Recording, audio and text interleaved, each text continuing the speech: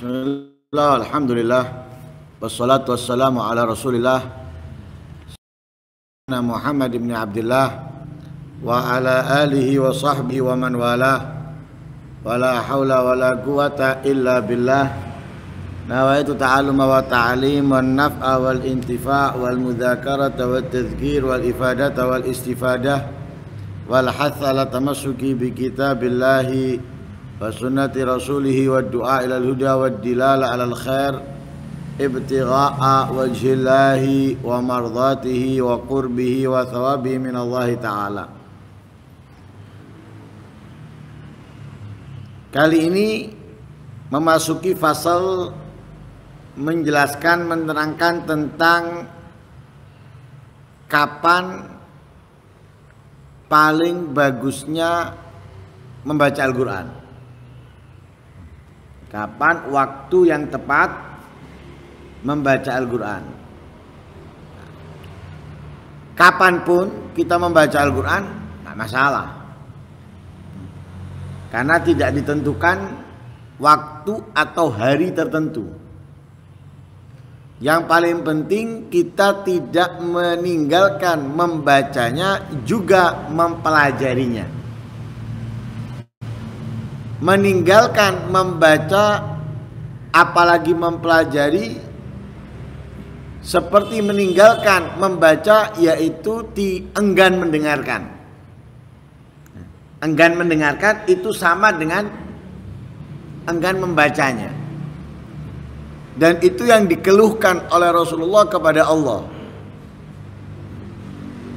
Ya Rabb, inna qaumi ittakhadhu hadzal Qur'ana mahjura.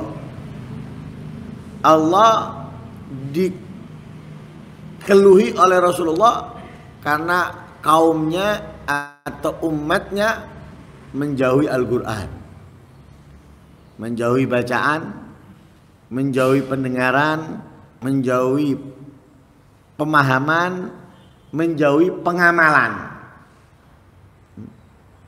Baca tidak, mendengarkan tidak, memahami tidak, mengamalkan juga tidak. Ada yang membaca tapi tidak memahami, tidak mengamalkan. Ada yang tidak mau mendengarkan, apalagi membaca, apalagi memahami, juga mengamalkan.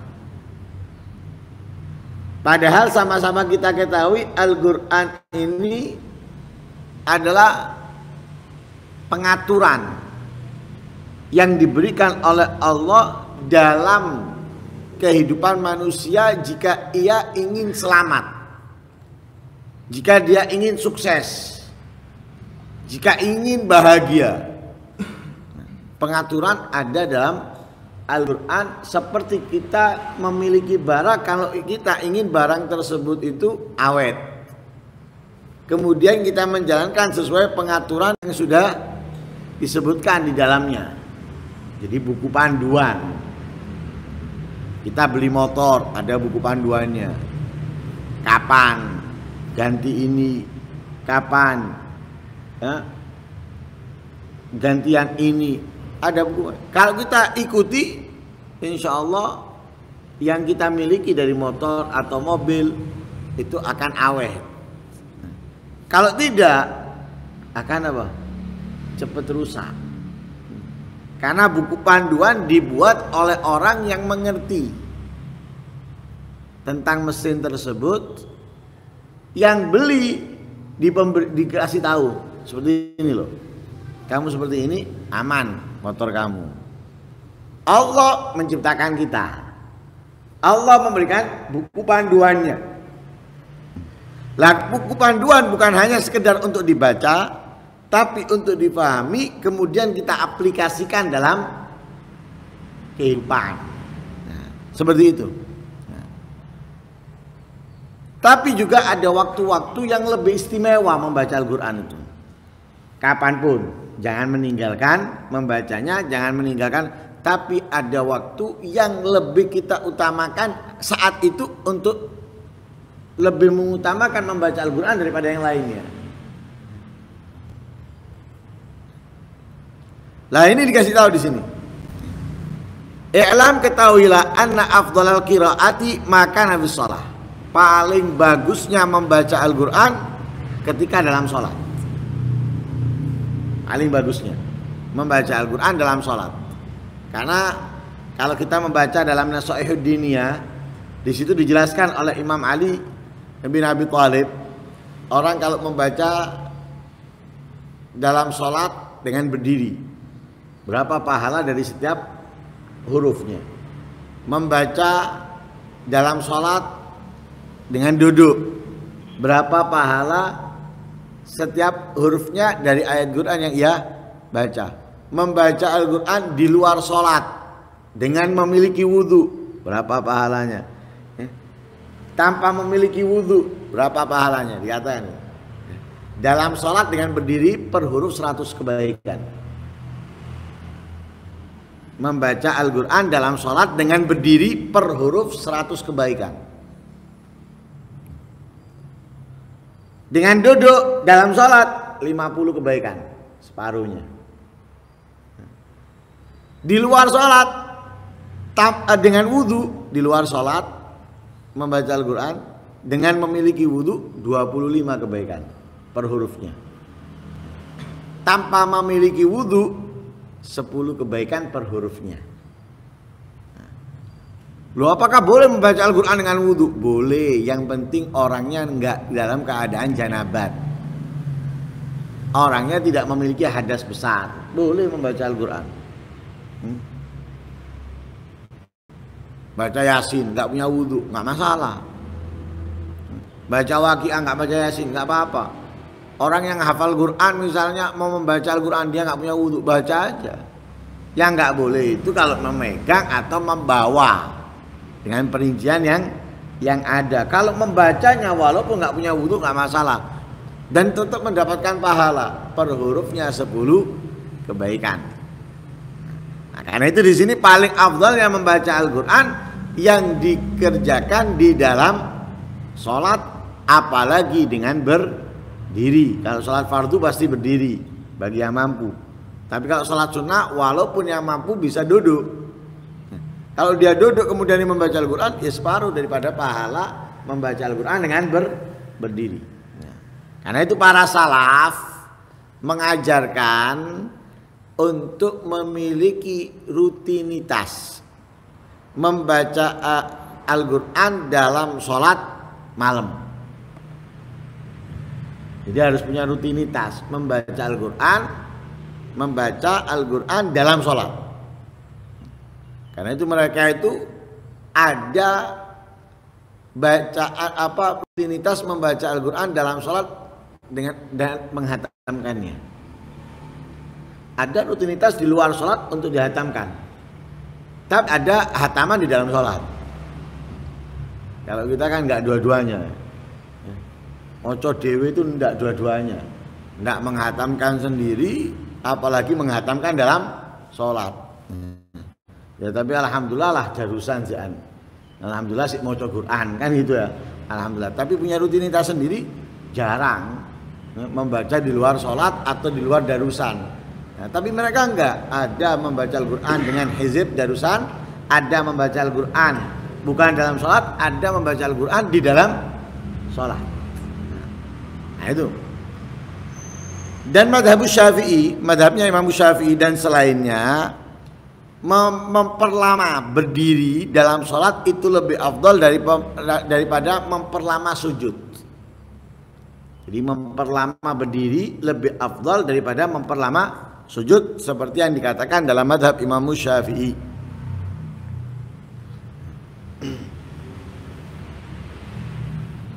Sebagaimana di dalam hadis Nabi SAW bersabda, afdalus salati tulul qunut.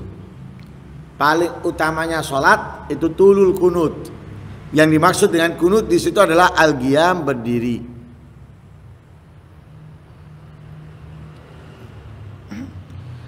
Dan banyak dinukil bahwa Rasul SAW lebih banyak dinukil bahwa Rasulullah itu melamakan berdiri daripada melamakan rukuk dan sujud. banyak dinukil riwayat dalam sholatnya Rasulullah itu kalau dikumpulkan lebih banyak lama berdiri daripada lama ruku dan sujud. Ada yang menjelaskan Rasulullah lama ruku, lama sujud. Tapi kalau dibandingkan dengan riwayat yang menjelaskan atau perkataan para sahabat yang menjelaskan bahwa Rasulullah itu sering lama berdiri, lebih banyak lama berdirinya. Banyak ya, lebih banyak riwayat yang menjelaskan bahwa Rasulullah lebih banyak lama berdirinya, di antaranya yang membuat bengkak kakinya Rasulullah. Membuat bengkak kakinya Rasulullah. Kenapa? Lama berdiri. Lamanya berdiri atau panjangnya berdiri sehingga membuat bengkak kakinya Rasul Shallallahu Alaihi Wasallam. Tapi ada juga pendapat bahwa ruku dan sujud itu lebih afdal daripada berdiri. Memperlama sujud dan ruku lebih afdal daripada memperlama berdiri. Juga dengan dalil hadisnya Rasulullah. Rasulullah bersabda, "Aqrabu ma yakunul abdu min rabbih wa huwa sajid." Paling dekatnya seorang hamba kepada Allah Tuhannya ketika ia sujud. Sehingga para ulama juga berkata bahwa sujud itu lebih agung, paling agungnya ya, sujud paling agungnya rukunnya sholat. Sujud paling agungnya rukun sholat, karena itu dilakukan setiap rokaatnya 2 kali. Kalau berdiri sekali, rukuk sekali, tapi sujud dua kali. Dan itu semuanya karena apa? Meletakkan anggota termulia dari manusia di tempat di pijakan kaki ataupun sandal, yaitu dahi.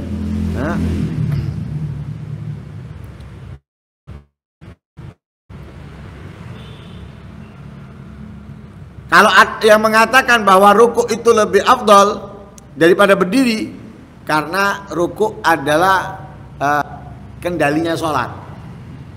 Kendalinya sholat. Makmum masbub kalau nututi imam di ruku, maka ia mendapatkan rokaat. Nggak nututi imam di ruku, nggak mendapatkan rokaat. Kendalinya ada di situ. Seperti sabdanya Rasulullah, al-hajju Arafah. Ya. Jadi kalau orang mendapatkan wukuf di Arafah, sudah bisa haji. Ya. Bisa haji.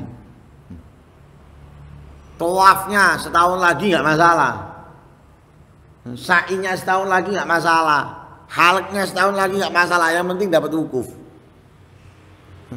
Mari wukuf misalnya, habis wukuf sakit, ngeletak, nggak bisa bergerak, dibawa pulang sama keluarganya. Ini masih ihram, ini nggak bisa bergerak, lumpuh misalnya 2 tahun. 2 tahun dia ihram, nggak boleh pakai sabun, nggak boleh pakai yang berjahit dan yang lain sebagainya. Kenapa?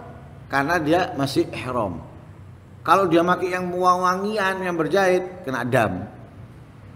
Kena dam. Bulan Syawal atau bulan Maulid berangkat dia,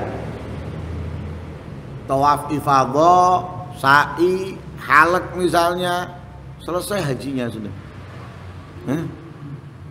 Selesai hajinya. Nah, al-hajju Arafah sama dengan rukuk dalam sholat. Nah, karena itu ada yang mengatakan bahwa rukuk dan sujud itu lebih afdal dengan pernyataan bahwa rukuk itu adalah kendalinya sholat. Tapi ada yang membagi, ya, Imam Ishaq bin Rahawai, ya, beliau membagi. Kalau di siang hari rukuk dan sujud dipanjangkan itu lebih afdal. Tapi kalau di malam hari lebih afdalnya memanjangkan berdiri. Kalau di siang hari memanjangkan rukuk dan sujud. Tapi kalau di malam hari memanjangkan berdiri.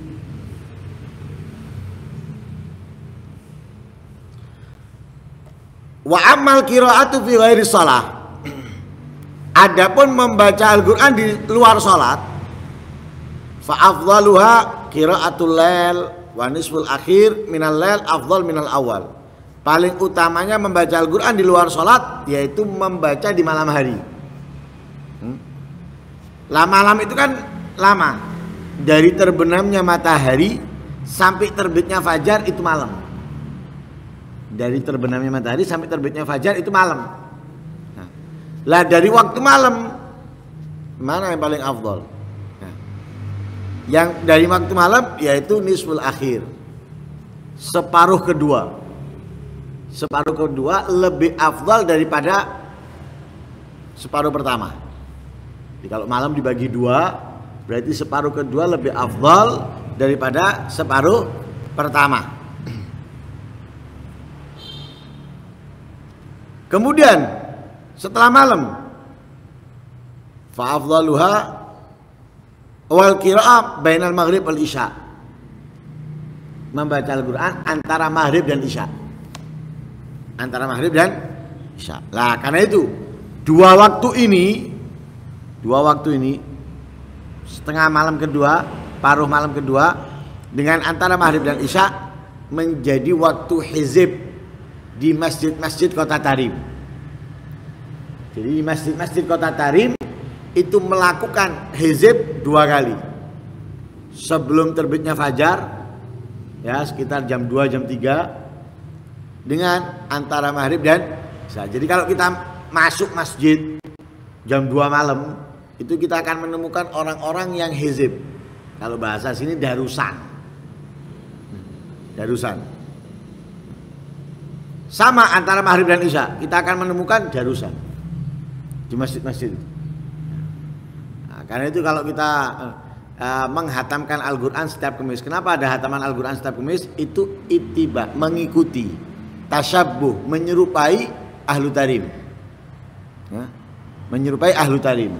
Mereka hataman setiap hari Kamis dan itu adatnya para salaf. Ya, adatnya para salaf menghatamkan Al-Qur'an setiap hari Kamis.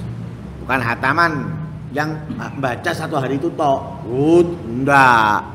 Ya, hasil bacaan yang dihatamkan dalam seminggu. Nah, kalau di Kota Tarim itu kenapa kok 2 kali? Karena yang dibaca pagi sama dibaca itu ada aturannya. Ada aturannya dari surat ini sampai surat ini. Ya, per hizib ya, atau berdarusan itu membaca dari surat ke surat.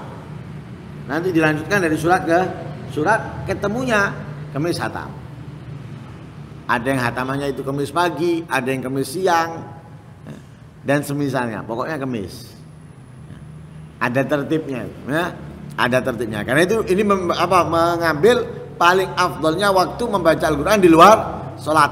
Paruh malam kedua bainal maghrib dan isya, antara maghrib dan isya.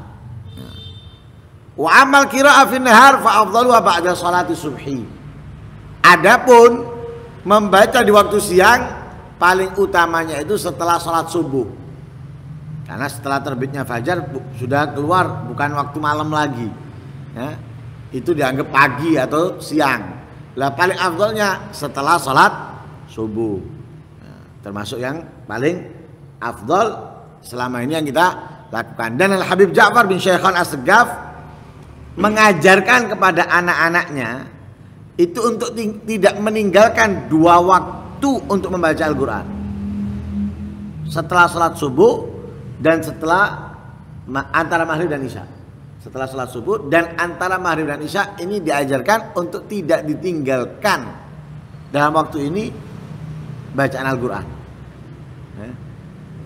Bacaan Al-Qur'an jangan ditinggalkan di 2 waktu ini. Wala karahata fil qiraati fi waqti minal awqat lima'nan fi. Tidak ada kemakruhan membaca Al-Qur'an kapanpun di selain waktu itu yang disebutkan tadi, itu tidak ada makruh. Oh berarti kalau di selain waktu yang disebutkan tadi makruh atau nggak bagus, nggak baik, nggak ada. Ya. Jadi kapanpun bagus dalam membaca Al-Qur'an, tapi lebih bagus di waktu-waktu yang disebutkan tadi. Wa amma ma rawahu Ibnu Abi Dawud an Mu'ad bin Rifa'ah an masyayikhi annahum karihul qira'ata ba'dal asri wa qalu huwa dirasatu yahud. Adapun ada riwayat dari Ibnu Abi Dawud dari Mu'an bin Rifa'ah daripada gurunya yang menyatakan bahwa mereka tidak menyenangi membaca Al-Quran setelah asar dengan alasan itu adalah kebiasaan orang-orang Yahudi. Jadi ada yang mengatakan seperti itu. Tapi itu dikatakan oleh Imam Nawawi fa ghairu maqbul. Hal tersebut itu nggak bisa diterima, la aslalahu, nggak ada dasarnya. Tidak berdasar. Tidak berdasar sama sekali pernyataan tersebut. Wa ikhtaru minal ayyam, adapun yang kalau daripada hari, kalau tadi itu waktu.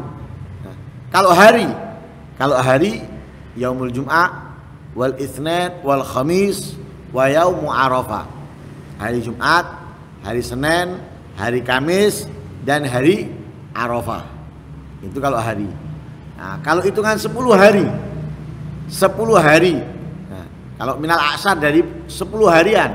Nah, kalau dari 10 harian yaitu berarti 10 hari terakhir bulan Ramadan, 10 hari pertama bulan Dzulhijjah, ya. Kalau dari bulan-bulan Ramadan. Nah, tapi alhamdulillah kalau bulan Ramadan itu luar biasa semua. Sudah tahu nyekel Quran, megang Quran. Apalagi kalau disediakan gorengan, ya, kopi, nyekel Quran kabeh. Tapi akeh mangane ambek ngombene, daripada mocoe. Ya, banyak kita berusaha daripada mocoe. Jadi kalau hari Jumat, Senin, Kamis dan hari Arafah, kalau 10 hari terakhir bulan Ramadan, 10 hari pertama bulan Dzulhijjah, kalau bulan-bulan Ramadan. Nah, itu waktu-waktu atau hari-hari yang utama dalam membaca Al-Quran. Ya, jadi lebih afdal, lebih baik, lebih istimewa daripada waktu hari bulan lainnya. Ya, tapi bukan berarti aku lek maca dina yang afdal to ae. Berarti ngenteni Senin, Kamis, hari Arafah, Jumat. Itu yang enggak kerja di pabrik.